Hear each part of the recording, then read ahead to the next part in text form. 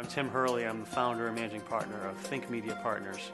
In the second section, I'm going to continue to describe what's happening from a media standpoint with a particular emphasis on what influences are shaping the buyer in B2B marketing and how do B2B marketers adapt to the certain biases, the interests, and the consumption habits of the B2B buyer.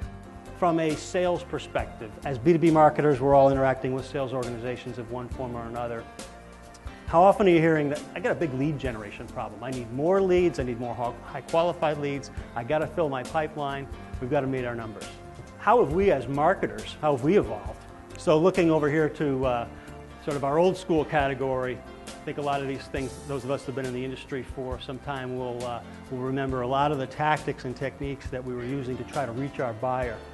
Massive investments in trade shows, and notice there's nobody there. There's less reliance on these print mediums, and just continuing along the continuum here, if you will, from an outbound marketing standpoint to more of the inbound, and look at all the tools that are out there, look at all the channels, if you will, allowing companies to produce great content and to repurpose it and distribute it and to help your prospects and your customers find you. This whole notion of inbound marketing, producing great content, but bringing them into your website, bringing them into your blog, having them subscribe to your content, much, much more powerful.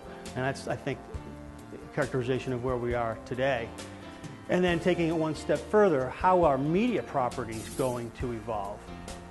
A little busy graphic here, but I think it characterizes not only how a major media property might be looking at its audiences in this day and age, but also how we as consumers are consuming our data.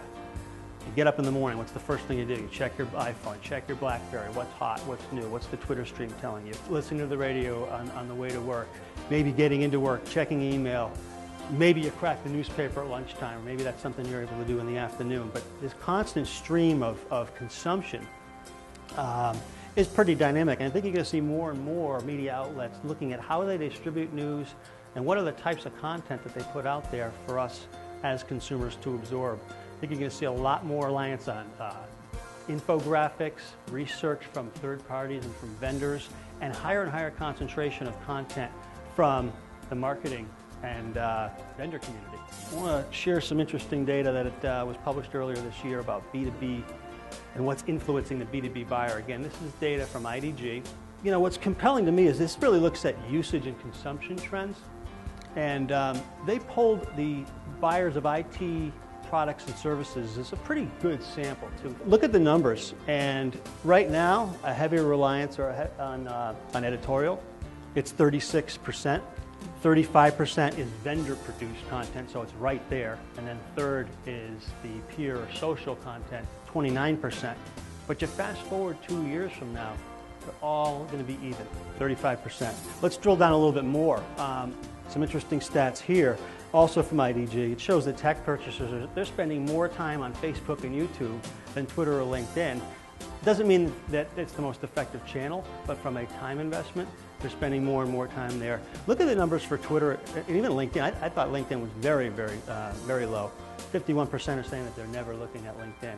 And if you'd asked me, blindfolded me to put those numbers together, I think I would have come much differently than what those were. So thanks for viewing today. Again, I'm Tim Hurley from Think Media Partners. Appreciate your time and attention today, and I hope you've learned a few things.